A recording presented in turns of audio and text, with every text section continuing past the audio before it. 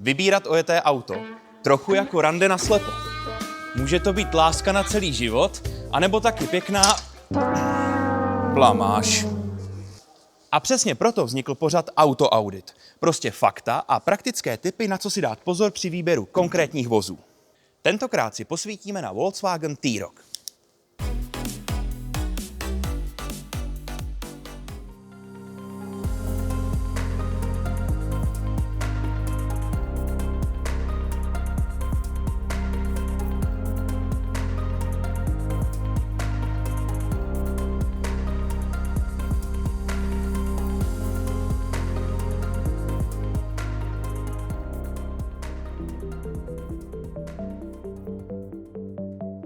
Volkswagen T-Roc v první generaci začíná dávat čím dál větší smysl.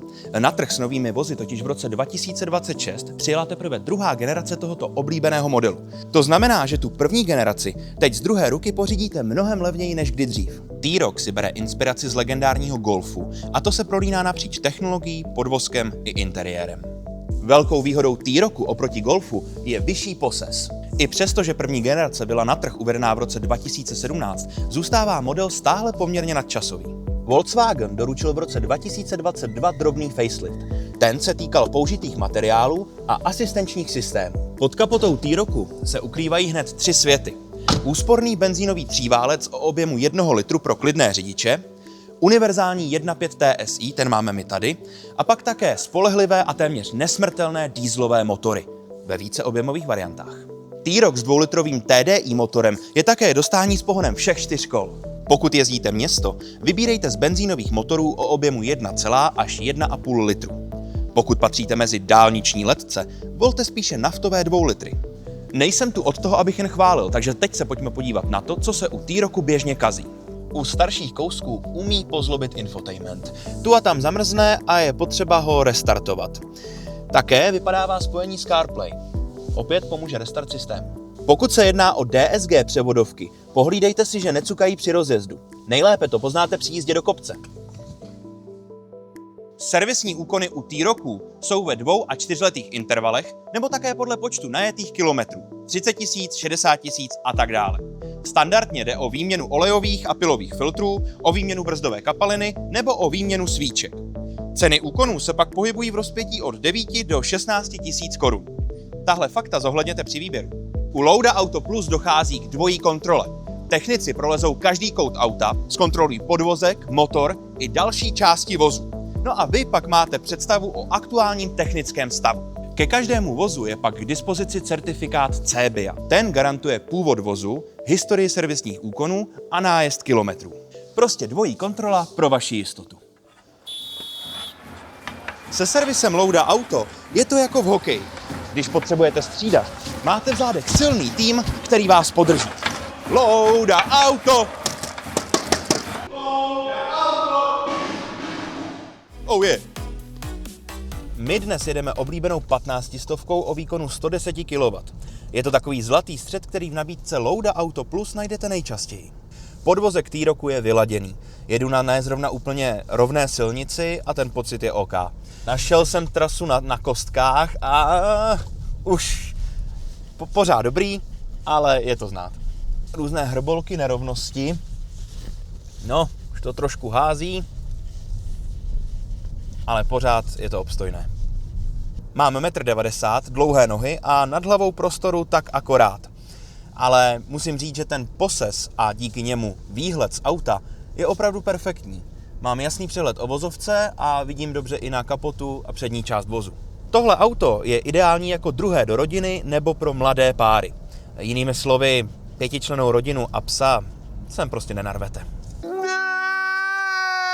Zapnu adaptivní tempomat a reaguje plynule. Nedávno jsem jel v modelu Škoda Karoq s podobným nájezdem a musím říct, že ten adaptivní tempomat tady v T-Rocu je teda na můj vkus mnohem jemnější. Už jsem s autem ujel několik desítek kilometrů, různé zatáčky, město i okrsky a zatím nepozoruju žádné komplikace. Žádná vůle ani žádné rušivé zvuky, které by řekly, že s autem je něco v nepořádku. Auto zvenčí na první pohled působí velmi zachovaným dojmem a během jízdy se to jenom potvrzuje. Tenhle konkrétní model má najeto něco málo přes 23 000 kilometrů.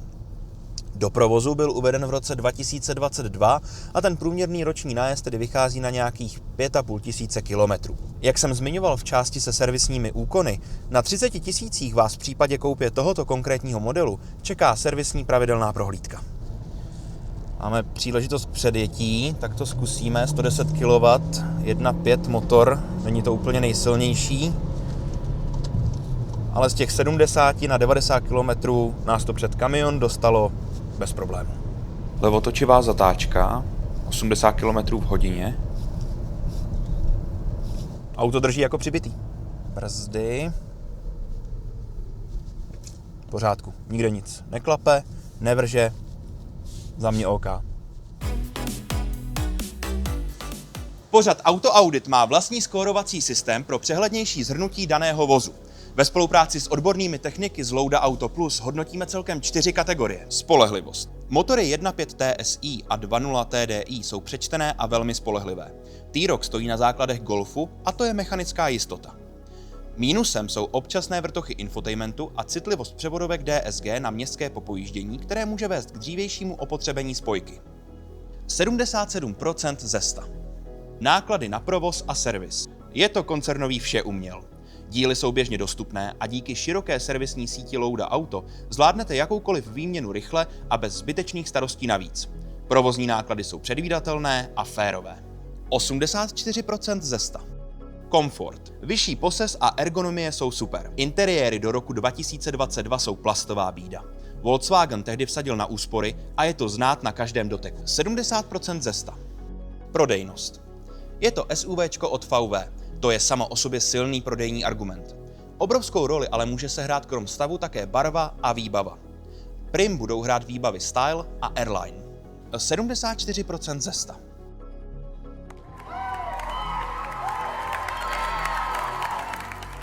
Ojetý Volkswagen T-Roc v první generaci je ideální volbou pro každého, kdo chce vhodný mix komfortu, spolehlivosti, technologií a to všechno za rozumnou cenu. Podívejte se na web autolouda.cz, kde najdete širokou nabídku výbav, barev i cenových hladin. Nabídka Louda Auto Plus je každý den doplňována o desítky dalších vozů. Tak třeba právě dnes v ní najdete to pravé pro vás. Líbil se vám tenhle Auto Audit? Tak dejte videu like a nezapomeňte dát odběr kanálu Louda Auto.